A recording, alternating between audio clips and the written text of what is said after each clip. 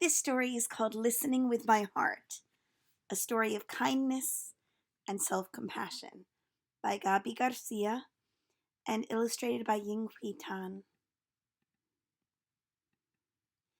Esperanza's tummy fluttered as she practiced her lines on the porch. Today was the class play.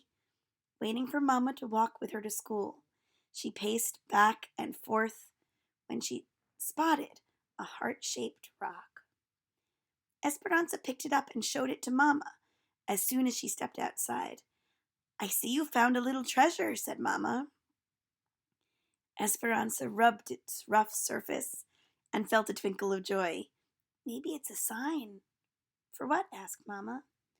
She thought about the class play later that afternoon, wondering what it would finally be like to be in the spotlight. "To put my heart into everything I do," she answered. At that moment, they heard scratching and a soft cry. Esperanza peeked under the stairs and spotted a kitty, shaking, no Mama in sight.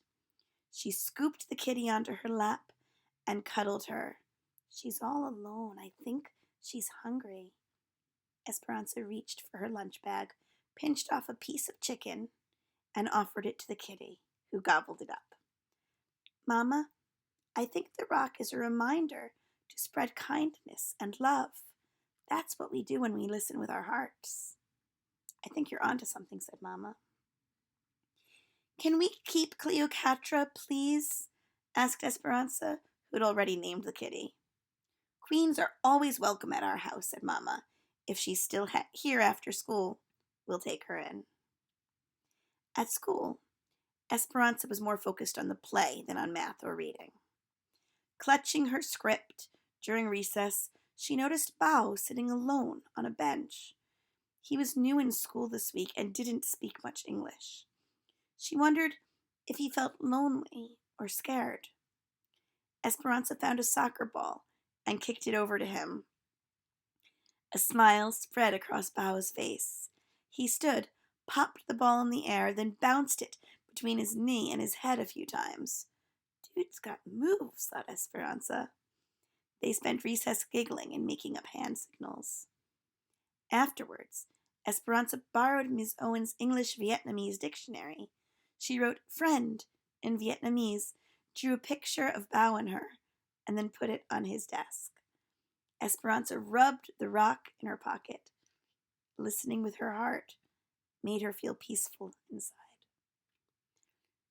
Finally, it was time for the performance.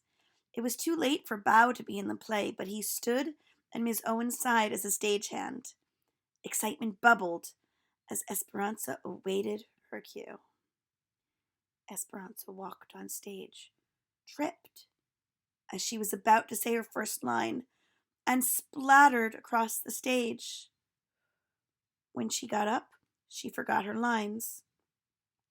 So Miss Owen whispered them to her from backstage. Heat rushed through Esperanza's body as all eyes were glued to her. She wished she could disappear.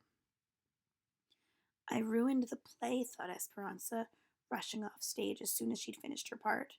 "I'm such a dummy for forgetting my lines. I messed up in front of everyone." She tucked herself in behind some props so no one would see her. Esperanza noticed her body shaking and her face still burning. She took a deep breath and dug the rock out of her pocket. It was cracked and lopsided, just how she felt. Esperanza touched her hand to her heart and felt the disappointment.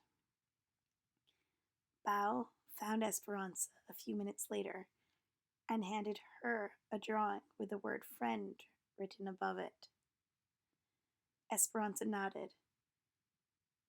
She hadn't been treating herself like a friend. Esperanza realized this wasn't the first time she'd been unkind to herself. At the soccer game last weekend, she'd missed the ball that swooshed by her head as they lost the game. "Nice work," a player from the other team yelled as the others laughed. Esperanza thought she'd let her team down and was the worst soccer player in the world. Thinking those thoughts had made her feel worse. At the curtain call, Esperanza reminded herself she hadn't ruined the play. She'd had an accident, and accidents happen to everyone. Listening with her heart wasn't just about giving kindness and love to others. It was about giving it to herself, too. I can be a friend to myself, thought Esperanza. When Esperanza got home, she focused on her favorite things. She zipped down the hill on her bike, then spent the afternoon painting at the kitchen table. She also got the hug she needed from Mama and some cuddles from Cleopatra.